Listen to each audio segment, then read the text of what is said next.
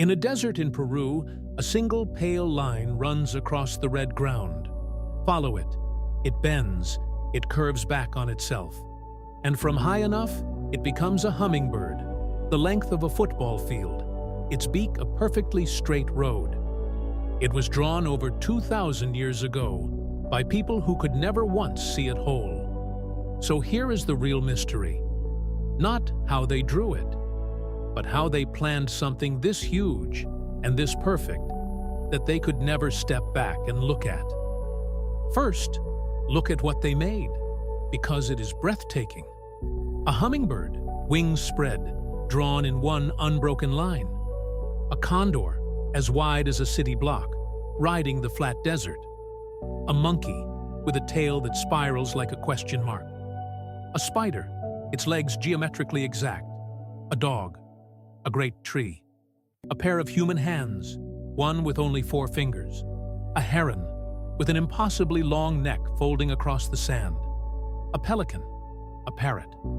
And on a hillside, a strange figure with a round head and one hand raised that people now call the astronaut.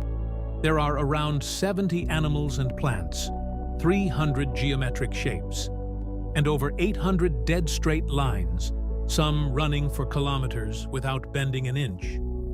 The trick of drawing them is simple. The desert floor is covered in dark iron-stained stones. Underneath lies pale yellow clay. Sweep the dark stones aside, and you expose a bright line. That is the whole technique. A line you could walk along, and because this is one of the driest, stillest places on Earth, almost no rain, almost no wind, the lines simply stayed, untouched for 2,000 years. But that brings us back to the hard question.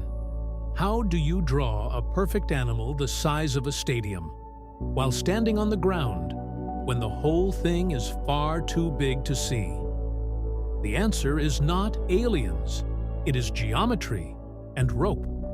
Archaeologists think they began with a small, careful drawing. Then they scaled it up, piece by piece, using proportion. They hammered wooden stakes into the ground, stakes that have actually been found at the ends of the lines.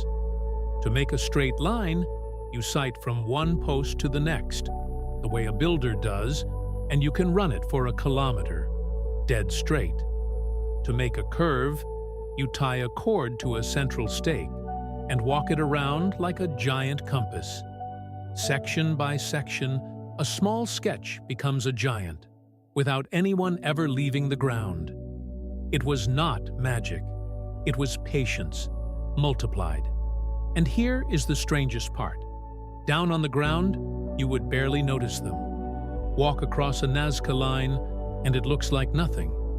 A shallow path, a little cleared rock. The shapes only assemble when you climb. From the low hills around the valley, you can catch a few of them. But to see a whole figure, the hummingbird entire, in a single glance, you have to be hundreds of meters up, in the air. So could you see them from space? Not with your eyes.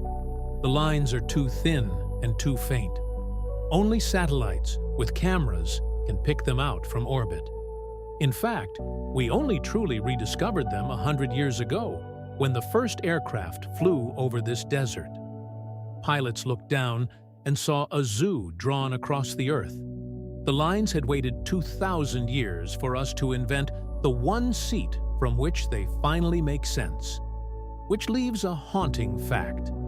The people who made these images could never have seen them complete. No one standing on Earth ever could. So, who were they for? That is the deepest question, and the honest answer is, we don't fully know, but the best ideas all point upward. The Nazca lived and died by water, in one of the driest deserts on the planet. Many believe the lines were offerings, enormous prayers drawn for gods thought to live in the sky and command the rain. Some lines do point toward water, toward the distant mountains where the rivers are born. Others may have been sacred paths, walked in procession. You do not look at the figure. You move through it, tracing the animal with your own feet, as a kind of living prayer. For decades, one researcher believed they were a giant calendar, the lines aimed at the solstices and the stars. Most experts now doubt that.